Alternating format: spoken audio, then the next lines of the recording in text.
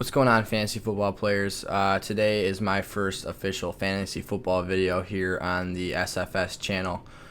Today we're going to be doing a 12-team half PPR mock draft. I've got two of my friends in here with me who are going to be making their picks that they see fit.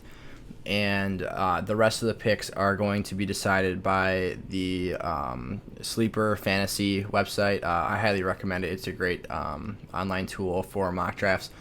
Personally, I think it's the best resource out there for mock drafts. But we'll be using that. So there will be three of us making user picks, and the other picks will be decided upon by the sleeper settings. So it'll go based off of their ADP, and then as we start to get down the board, it'll start to be based off of team needs and filling in positions. So it's a great way if you can't get your friends together. It's a great way to get an accurate depiction of how a draft might turn out. It's a great resource. So with that being said, I'm going to start the draft. Alright, so I am picking from the 1.6 position. So here I am on the clock already. So going first, we have a no-brainer, Christian McCaffrey from the Carolina Panthers. If you're not picking him first overall, you're making a mistake. Unfortunately, Alvin Kamara, who's my third highest ranked running back, was picked at the spot right before my draft position. So that throws kind of a wrench in my plans. I'm a big believer on you have to hit the draft button on running backs early. This year more than ever, running backs are few and far between, and the drop off from a top tier running back to someone in the middle rounds is huge. So you have to take your running back in rounds 1 through 3, to be honest. Okay, we're winding down to my pick here. Got about 45 seconds left. I'm actually going to... It's half PPR, and I would prefer to do this in a standard league, but I'm going to take Ezekiel Elliott. So Ezekiel Elliott's passing volume that he's going to get in Dallas is not as great as some other guys that are on the board. However, I want the consistency and the volume of carries that he's going to get. I know that Zeke isn't going to bust many weeks. He is more likely to be a consistent option in your lineups, and he'll score you touchdowns. He's a strong play on a week-to-week basis, and you don't have to worry about him losing your week because of him. So here at the 112, we'll see what happens. Coming back, I hope that someone like Miles Sanders or Clyde Edwards-Helaire, and just like that, they're both gone. I was hoping that Miles Sanders, actually Clyde Edwards is still here, so we're going to take Clyde Edwards with the 2.7 pick in the draft. Clyde Edwards has amazing potential this season. He has a legitimate shot to finish as the top running back in fantasy. I think that of all the people, or of all the running backs on the board, I think that Alvin Kamara and Clyde Edwards-Helaire have the best chance to rival Christian McCaffrey for RB1 overall numbers. Between the passing work that those three are going to receive, all three, Christian McCaffrey is in a little bit of a different spot. So his defense is not great, so they're going to be passing a lot. And just the nature of his play style, he is a pass-catching back. So Christian McCaffrey racks up points, but Clyde Edwards-Helaire will be catching passes from Patrick Mahomes, and he'll be in an electric offense where defenses can't really key in on him because they have to worry about Mecole Hardman, Tyreek Hill, Travis Kelce. So Edwards-Helaire has a great chance to be a highly efficient runner, get a lot of touches, and do lots of things with those touches. We'll go back to...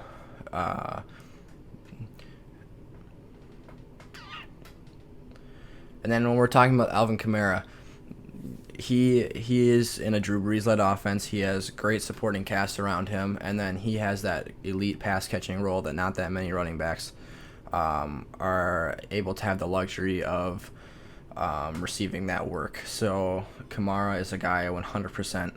I would take him third overall in a PPR, half PPR. If there's any sort of point per reception setting in your fantasy league, I would take Alvin Kamara, number 3 overall. His touchdown rate from 2019 it has to go up. There's no way that he doesn't score more than he did last season. It was a fluke last year that he scored as little as he did, and he's going to explode in 2020. So make sure to pick Kamara early and often in your fantasy leagues. So at the 212, we've got Amari Cooper going. So pairing McCaffrey with his wide receiver 1 in Cooper.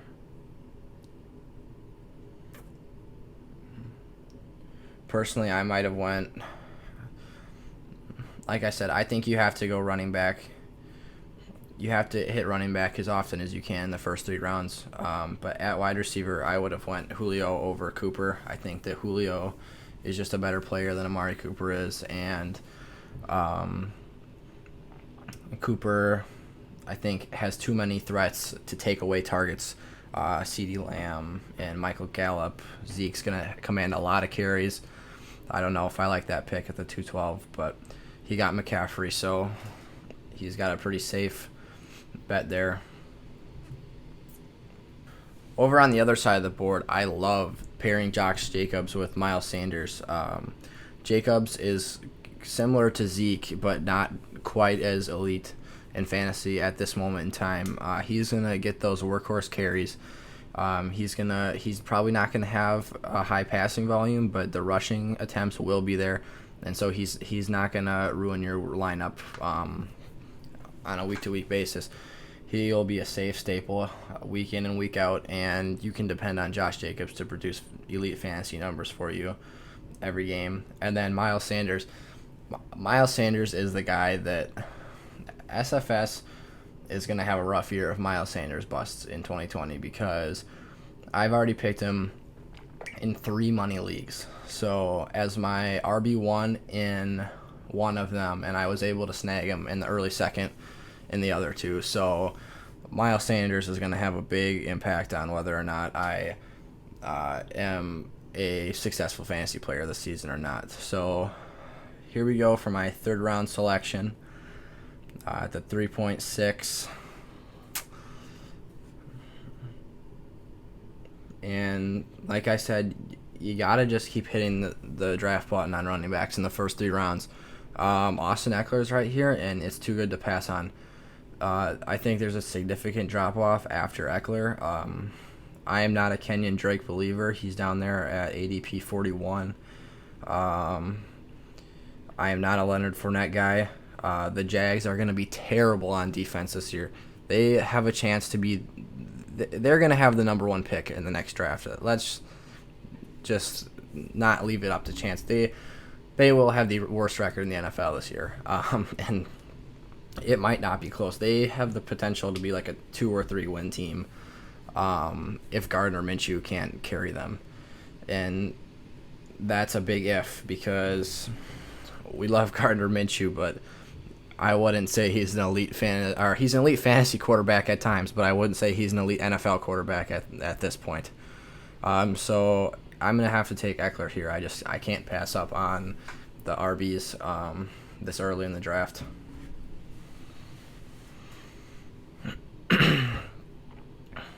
All right, Mahomes and Lamar Jackson falling. Well, I shouldn't say falling to the 3rd round, but being drafted here at the 3.3 and the 3.8. So down there at the bend, Ridley goes off the board, and then a little bit of a wide receiver run from the 3.11 to the 4.3. So where that leaves me is at the 4th round pick, 4.7.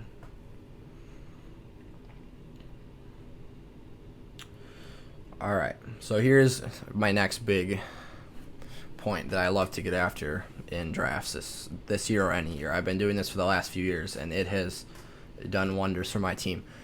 I am a big believer in you need a top 5 tight end.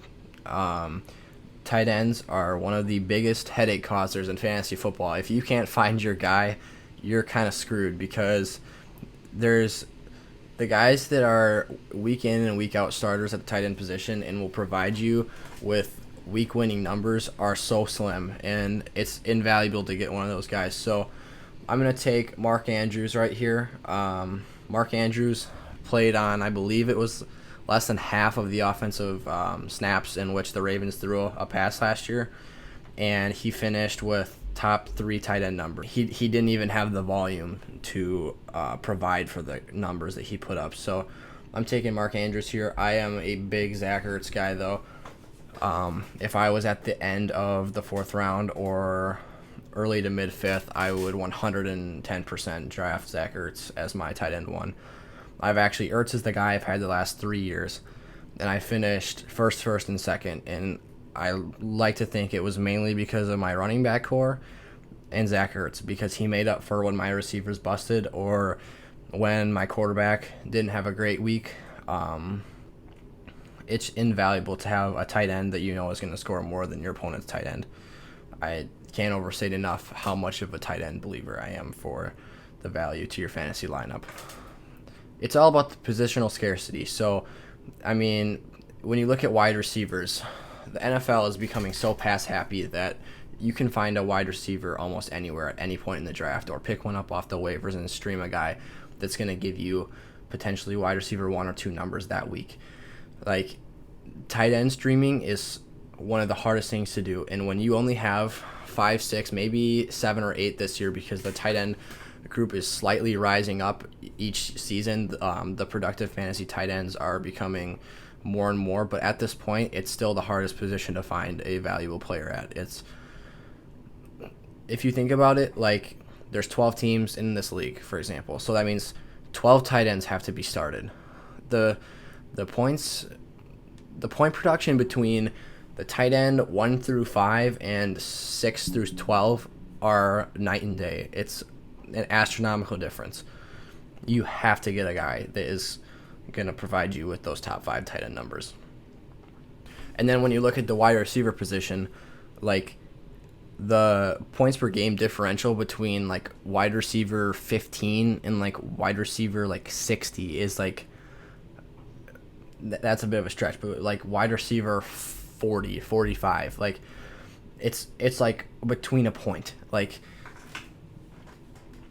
wide receivers are so less valuable in fantasy. It's so much easier to stream a guy than it is to stream a running back. It's nearly impossible to find a running back to stream, because you're counting on touchdown production, and usually touchdown production is already a staple of an offense, and it's part of the game script. So, and you have that role on the team, it's unlikely that you just stumble into the end zone 4 times and then on 4 carries for 4 yards and get 24 fantasy points. Like, one of the biggest outliers, I think, in history was in, I believe it was 2014 or 2015, Jonas Gray for the New England Patriots literally was never a starting running back in his life, walks in on a primetime game and gets like 200 yards and 4 touchdowns and never sees the field again and gets cut.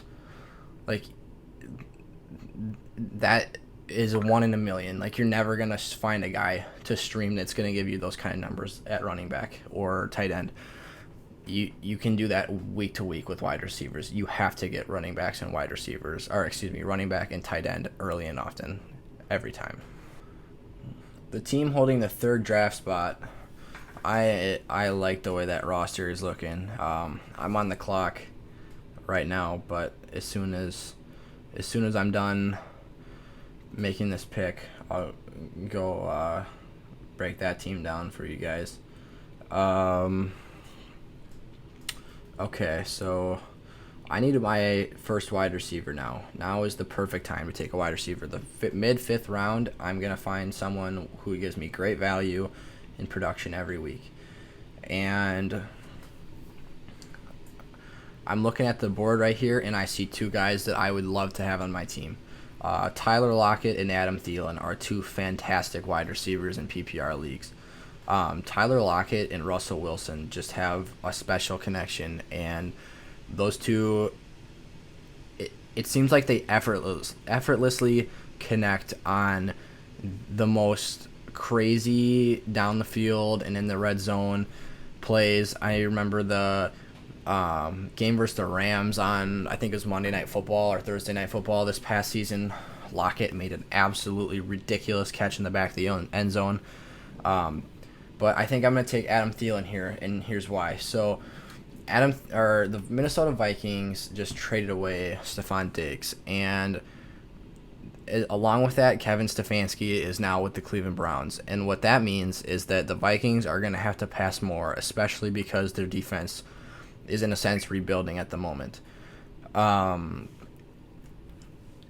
Thielen, other than Justin Jefferson, the first-round rookie for Minnesota, is going to be nearly uncontested in targets. There's going to be no one taking away his target share. He will have probably 130 to 150 targets in 2020.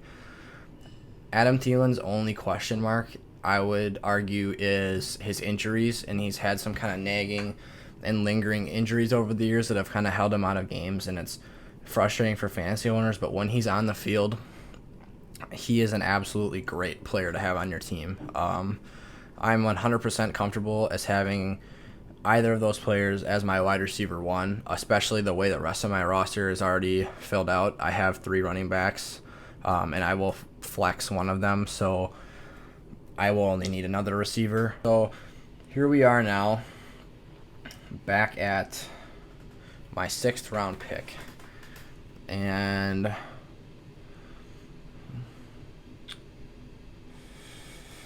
I could take Dak and get another guy who could finish as the number 1 overall QB this year with the weapons he has. He's going to be throwing all over the lot. I think Dak will have his first 5,000-yard season this year.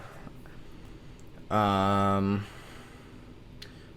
I would hate to let... I'm not a fan of any of these running backs on the board, really. I think we're going to go with another receiver here. Some names I like at this spot. I think it's a little early for him, but I love N'Keal Harry. I think he's going to take a big jump with Cam Newton. Cam likes those big bodies in their red zone, and I think he'll get fed.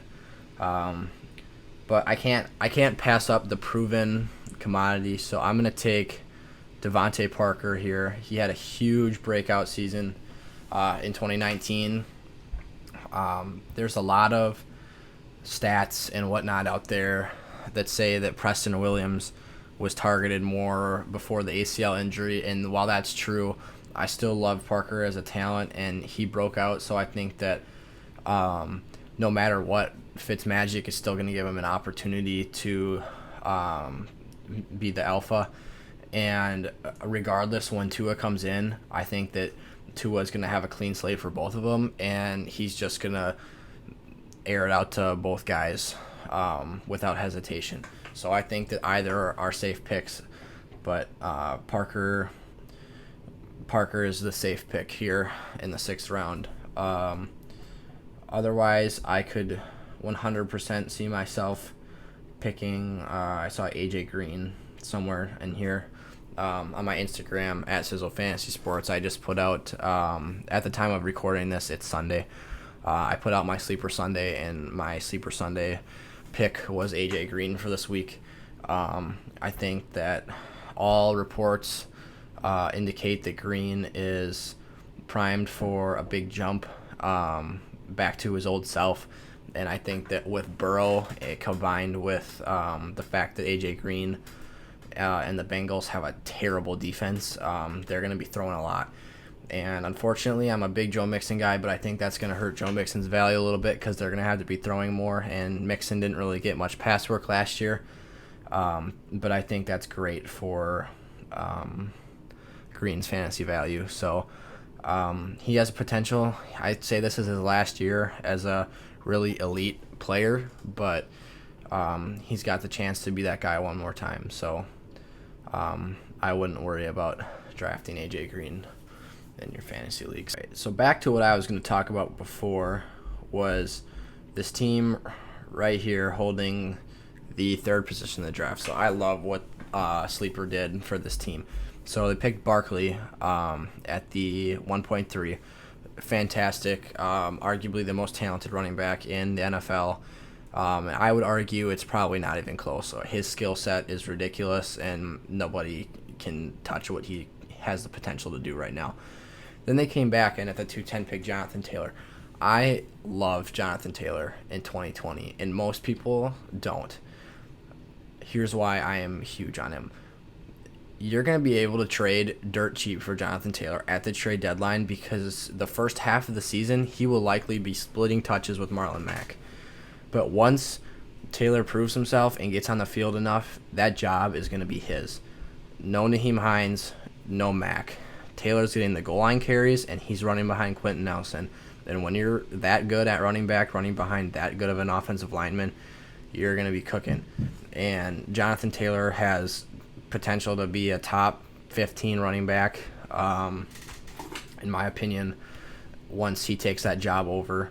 Down the stretch, he's probably a league winner because he's going to be able to be plugged into your lineup. And like I said, you can trade for him really cheap, and he's going to get you places down the stretch in your fantasy leagues. And then in the third round, the Ben came back, and they took Patrick Mahomes. No explanation needed.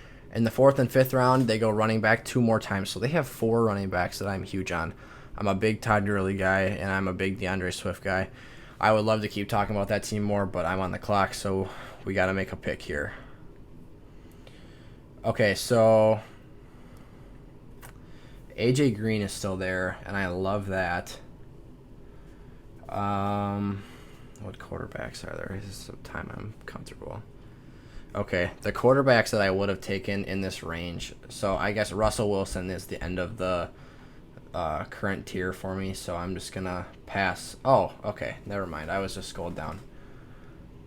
I still don't know if I want to take Carson Wentz this high, though. Or even Josh Allen. I'm not a fan of many of these running backs. I'm not a big David Johnson guy, I'll be honest. I don't think he can stay on the field. And he's just not good anymore. Like, he was terribly efficient last season with Arizona. And there was a reason they traded for Kenyon Drake, and Kenyon Drake is not an efficient runner either. So I don't want anything to do with David Johnson this year. I think what I'm going to do here is I'm going to pull the trigger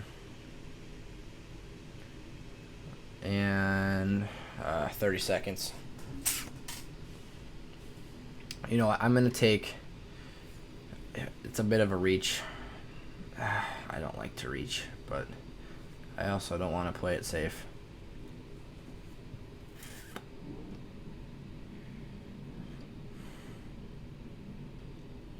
All right, I'm going to wait on A.J. Green. I am going to take N'Keal Harry here in the 7th round. Talked about Harry a little earlier. I just love what he has the potential to do with Cam Newton this season. And that Pats defense took a hard hit. I mean, half of their squad went to the Dolphins, it seemed like, and the Lions. So they're going to be looking for new talent wherever they can find it. So, and they need ways to score points. And so I think Harry is a great pick in 2020 fantasy. I think the guys you want to own in New England this year are Harry, Edelman, James White. If you're going to pick any of those running backs, I don't like anyone besides White. White has the passing volume, and he can get it done on the ground. He's not going to be a high-volume guy, but he's efficient. And then give me Cam later on in the draft, and other than that, I don't want any Patriots on my team. All right, so we're back on the clock here at the 8.7. I I just went wide receiver, so I would like to try and address running back again. So here in the 8th round, I'm going to take a really streaky player that I think has the potential to be a league winner, but he could also bust really hard and be a wasted draft pick, and that's Raheem Mostert. We saw Mostert go crazy last season, especially in the playoffs against my Packers. I think he went for like 210 and four touchdowns. He's electric, and he's got game-breaking speed. He's a really smooth runner. It's kind of satisfying if you ever watch his tape. But I think he has the potential to really take over that backfield this year and be the guy. But Kyle Shanahan offenses are also running back by committee and feed the hot hand, and he was certainly the hot hand, and we saw the damage he did when he was that in the playoffs and leading into the Super Bowl. But it's kind of a toss-up. He could either be a high RB2. He's kind of Aaron Jones-esque. He doesn't get many carries, but he's super efficient with them, and he scores touchdowns. So I think Mostert has the potential to be a staple in your lineup, but he also has the potential to be a really frustrating player every week if he doesn't end up getting that, and he's splitting with Tevin Coleman. And if for some reason Jerick McKinnon, who hasn't played in 2 years, comes back and is all of a sudden the guy, that could really ruin things for Mostert. But I think Mostert's the safest bet to be the most fantasy relevant running back in the 49ers backfield this year.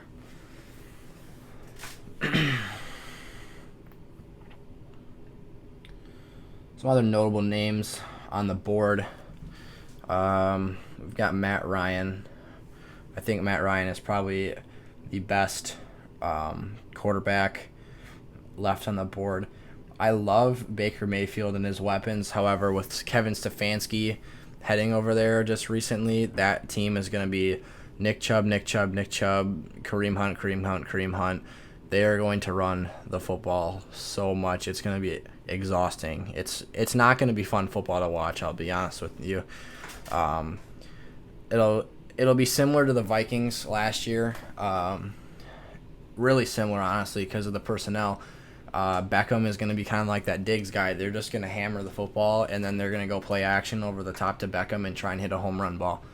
And then Jarvis Landry will be playing that Adam Thielen, work between the numbers and in the middle of the field, and just be a possession receiver. They'll be an effective team. I think that this is the best chance the Browns have to beat competitors because that defense has talented players all over it. And so does the offense. The offense is absolutely loaded. But I think that people who are super high on Beckham as being a wide receiver one this year are going to be let down again. He is healthy, but he's going to be a really streaky player like Stephon Diggs. He's going to have a lot of boom weeks where he has a few catches and a few touchdowns and a lot of yards, and he's also going to have weeks where he has a couple catches for no touchdowns and barely any yards. So it's just going to be kind of how the week falls. And then Baker Mayfield is not going to be throwing all that much. He'll be a very efficient passer, and I think the turnovers will come down because of the running attack, but expect kind of like a Kirk Cousins 2019 role from Mayfield this year. Another guy on the board who was kind of a fantasy monster as a rookie, Daniel Jones, is sitting down there at quarterback. Danny Dimes is kind of a polarizing player in a sense this year. He had those massive games last year where he just blew up and was scoring a ridiculous amount of points, but he also had his fair share of high turnover games and ugly performances. But I'm staying away from Jones this year because his schedule to start off this season is absolutely brutal, and I think that he's someone you don't want to draft. You want to trade for him at the midseason mark because his numbers are going to be atrocious to start the season, especially in the situation he's in New York. All right, so the pick is back to me here in the 9th round.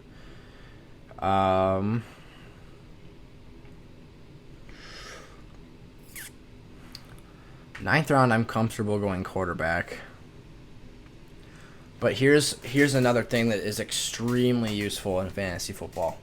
So I want to take a quarterback, but I'm looking over at these teams that are picking after me and will be on the bend, and each one of them already has their QB1. So I'm not going to waste my 9th round pick, and I'm going to wait for it to come back to me in the 10th before I pick a quarterback. Because the likelihood that they pick my guy, Matt Ryan, who's the second guy on the board right now, is very slim. I would be shocked if I either want to go Stafford or Ryan at quarterback. So I'm going to take my chances here and play the board. And I'm going to take advantage of a different position that has something to offer for me right now. All right, I'm going to take Ronald Jones here at the 9.6. I think that Ronald Jones, despite bringing in Shady McCoy, despite drafting Keyshawn Vaughn, is your guy in Tampa Bay. I don't believe one bit in Keyshawn Vaughn. The hype is blown massively out of proportion, and I don't think there's really any situational or statistical data or information out there that leads you to believe that, or should lead you to believe that Keyshawn Vaughn is going to take over the backfield from Ronald Jones. Jones was just a baby the last 2 years. He was so young, and he was learning the system. Bruce Arians has a complex offense, and he had to change schemes. I think there's no way that Ronald Jones doesn't get the majority share of the touches. I think he'll get the touchdowns. And to be honest, I think he'll get a healthy share of passing work too. Is he going to be an RB1? No. Will he be an RB2? Maybe even not. But he'll be a guy you can put in your flex position and start him most weeks when he has nice matchups, and he's just a really nice piece to have on your team, especially drafting Mostert. If that doesn't turn out, Jones, I think, is a nice safe pick to have there. And then going back to Shady McCoy, I think he's just washed. He wasn't any good for the Chiefs last year. I don't want anything to do with him in fantasy. So going back to what I said here, so a little bit of an unexpected turn. 3 quarterbacks went off the board, which is a shocker to me. Matt Ryan was my first pick, but he's gone. But Matt Stafford is still there, and in the 10th round, give me that every time. Matt Stafford is a great fantasy quarterback when he's on the field. And despite many people thinking that he's often not, he's often banged up, but he rarely misses a start. The guy is like Iron Man. He suits up for almost every game for the Lions, and he just carries the load of that awful franchise on his shoulders, and it's kind of depressing to watch. But Matt Stafford is a great player. He's as a Packer fan, I've watched him over his career, and he is really freaking good, and his arm talent is crazy. He's just been overshadowed by the terrible front office and franchise of the Detroit Lions, and that's what's ruined Stafford's career. He's always had an alpha receiver to throw to, but he's never had a defense that he can lean on week in and week out to make up for him when he can't be perfect, and nobody can be perfect in today's NFL. As a Packer fan, our front office tried to put it all on Aaron Rodgers for nearly a decade, and you just can't do it by yourself. You need help. You need a defense. You need reasonable weapons. No one in this league can do it by themselves. We saw Patrick Mahomes, who is arguably the greatest quarterback talent of all time. He couldn't even do it by himself against the 49ers. He needed all those weapons. He needed great turnovers by that defense. It's a team effort to win in football. You need all 53 to get the job done. So a little bit of a pity rant for Matt Stafford, but it is what it is.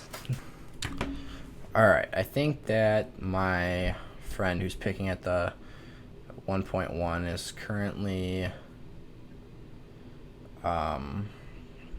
he hasn't been picking in a while, so I'm just going to auto-pick him to speed this up a little bit.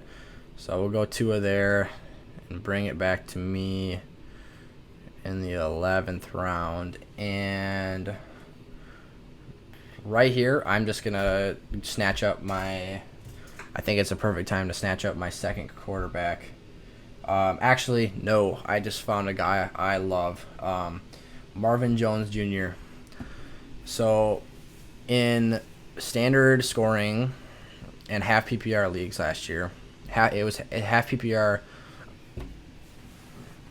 In half PPR scoring formats in 2019, Marvin Jones Jr. Compared to Kenny Galladay on a points per game basis, scored within a point of Galladay. That's crazy. Galladay, let's see where Kenny Galladay went in this draft. Kenny Galladay went all the way at the 2-9, and I just got Marvin Jones in the late 11th round or middle 11th round. And he's someone last year who produced within 1 point of a points per game basis of him. That is crazy. That shows you how deep wide receiver is and how invaluable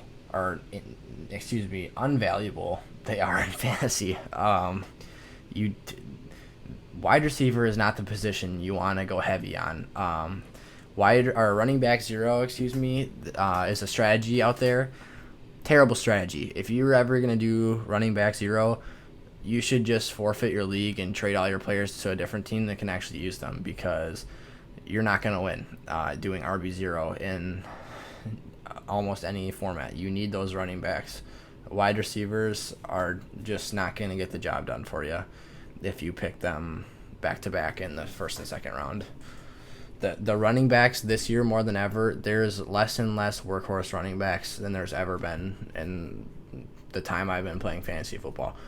You need to get the guys who have the volume, who have the efficiency, and who have the potential to produce like a RB1. You cannot wait on them this year. All right, so here we are, 12th round. And I'm going to snag a running back who I think has the potential to be... This is kind of an interesting pick for me. Antonio Gibson is a guy who wasn't on my radar whatsoever, and then out of the blue, Darius Geis gets the allegation, or I'm not sure if it was an allegation or if he was actually found guilty of the crime, but I think that Gibson very well could become the lead back. Adrian Peterson is 35 years old, and those legs aren't getting any fresher, and I think that Gibson is a versatile player, and Ron Rivera, his head coach, has already compared him to Christian McCaffrey, so if that's not promising for you, I don't know what is. I think that Gibson is a guy that has all the potential in the world in fantasy, so I'm going to go Antonio Gibson here in the 12th round, and who knows, he could be a league winner this year.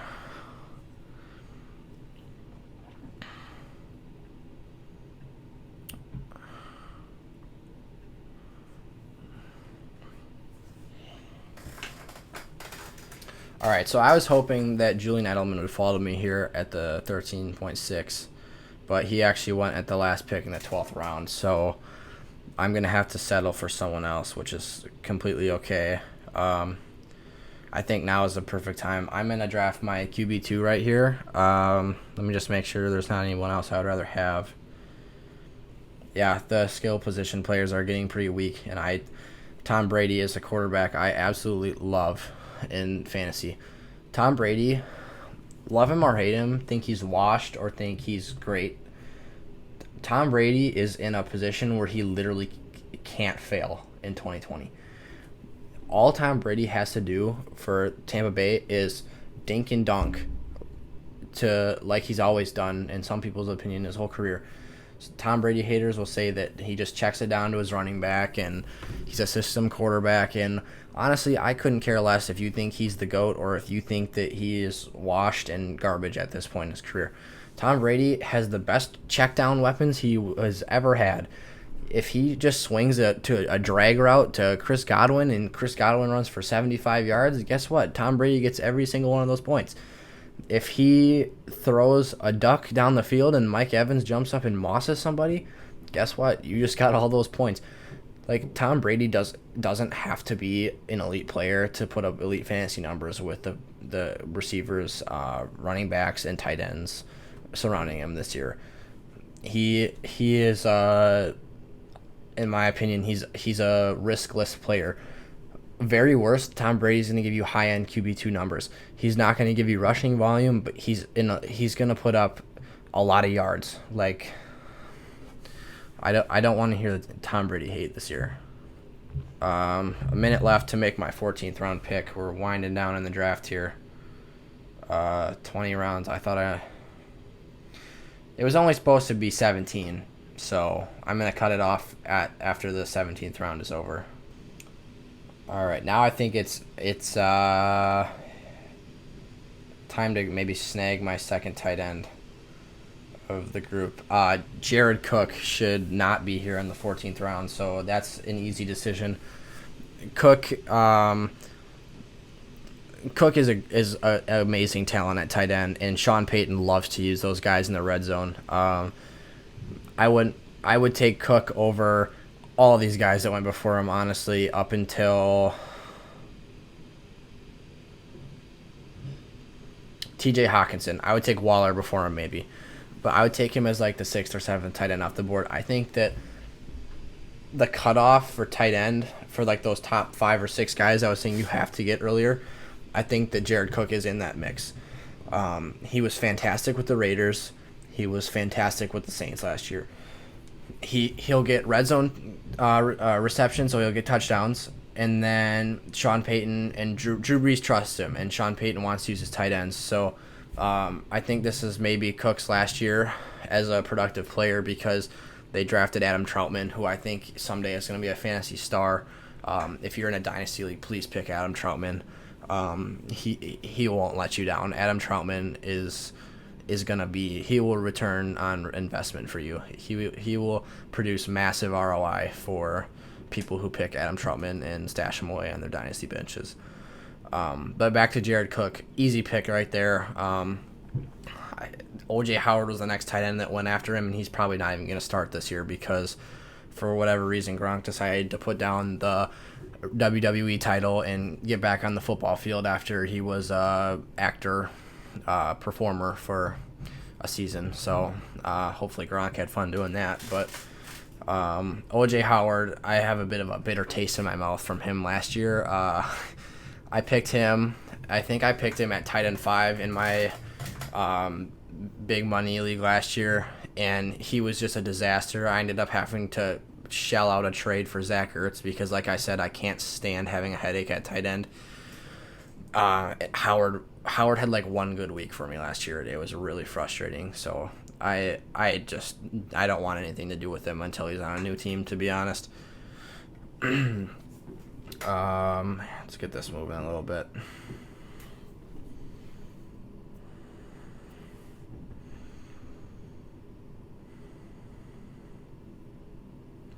Okay, I've got my 2 tight ends, and honestly, I think they're fantastic. Normally, in some cases, it's okay to just pick one tight end, and for 1 week, just take the L and stream a guy. You might lose the week because you're depending on your star tight end, and he's gone. But in this situation, I couldn't pass on having a second guy that I'm so high on, but I would never, in a redraft league with only 17 to 18 spots on your roster, never draft 3 tight ends. That's never a good route to go. So,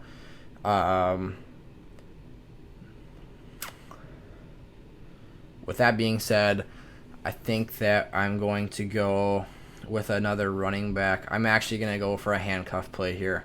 I'm going to cuff Justin Jackson for myself because I picked Eckler in the 3rd round. Justin Jackson is honestly an electric runner. He has a very pure approach to running the football, and he's really fun to watch. He's very, very good at the running back position, and he's like the all-time leader in rushing yards at like Northwestern or something, I believe. Justin Jackson can get the job done. I won a league a couple years ago when Melvin Gordon was really good, And I actually, because Gordon missed a few games, I actually flexed. I started Eckler and flexed Jackson in one game, and they both went off, and it probably set me up to win the league. I think I went like 11-2-1 that year. My team was very good. Justin Jackson, I think, has the chance to be very, very good for the Chargers this year, so I wouldn't hesitate at all to draft him, especially if you have Eckler.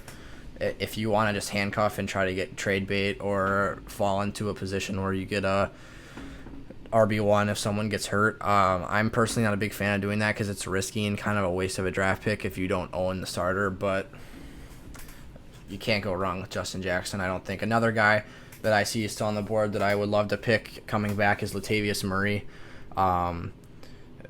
Murray was great last season when Kamara didn't play, so I wouldn't hesitate to draft him. And there he goes. I feel like Sleeper is listening to me because they're picking the guys I said I wanted. But all right, the last 2 rounds here, we're gonna go defense. A lot of the top flight defenses are gone. I'm actually not gonna hesitate here. I did this in my dynasty league. I'm picking the Seahawks. The Seahawks don't have a great pass rush anymore, but Pete Carroll is extremely good at coordinating in defense, and adding Jamal Adams can't hurt. He is honestly Cam Chancellor 2.0. Jamal Adams is a fantastic talent, and he's great. Jamal Adams has the potential to turn that defense back into a Legion of Boom 2.0. So, not too big of a defense guy, but at least for like breaking down defenses and stuff. But the Seahawks are one that I think is very interesting this season and moving forward because they're very young, they're very talented, and they have all the world of potential. So let's wrap this up, get to the last round of the draft. I could go a third quarterback here, but I think I'll take another wide out just to be safe. Or how many? Where's my roster? 1, 2, 3, 4. I've got 6 RBs. I think I'll go for another receiver then. Unless there's a running back I really like.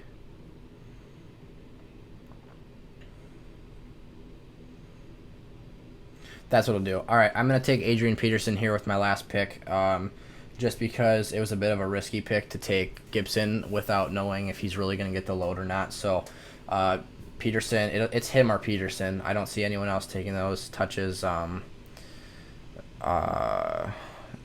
They picked up Peyton Barber. Peyton Barber was signed by the Washington football team. But I don't think they need to pick a name fast because the Washington football team is just not going to cut it. But yeah, so with this pick here, that'll be the last pick in the draft, and we'll conclude. But yeah, it's going to be Peterson or Gibson in that backfield. Those are the guys you want to own in 2020. So, and then after that, Gibson, because I can't see Peterson getting another contract after this.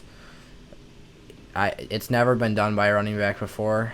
You want to root for the guy, but it's crazy what he's doing. He's one of the greats. Adrian Peterson is absolute legend. Bryce Love, I guess I forgot about Bryce Love. Bryce Love could very well be in the mix, but that will end the draft. All right, that'll do it for today's half PPR mock draft. Thank you guys so much for watching. Like and subscribe for more daily fantasy content. I'll be pumping out videos like this starting now on a regular basis, so I'm hoping for 4 or 5 videos a week if I'm able to do that. So thank you guys for watching. Go check me out on Instagram at Sizzle Fantasy Sports. I post daily graphics with stats and analysis on fantasy players for 2020. So see you guys later, and stay tuned for next time.